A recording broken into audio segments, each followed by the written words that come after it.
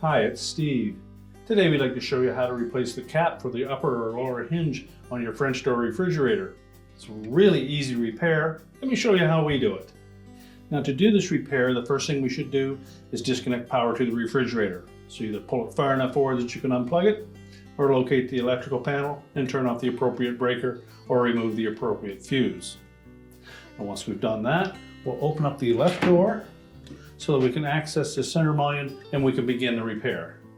Now, with our door opened up and our mullion flipped open, we have access to that cover. Now, to remove that, typically if you have a nice thin blade putty knife, you can go in that gap between the interface of that mullion and the cover itself. There's a little tab in there that we need to depress, and then you can just pop that right out.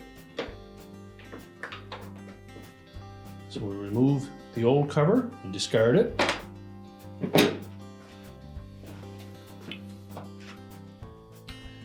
Now, in installing the new one, note that there is a hook on the back side, but typically you can fit that in there far enough.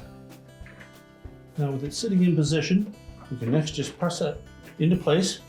Just use a little bit of force to snap that tab in, and just rotate that mullion open to make sure that it's hooked in on the back side.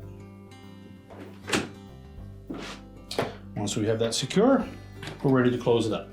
Now, with the mullion back together, we just fold it over. We can close the door up. We're now ready to reconnect the power, and your repair is complete.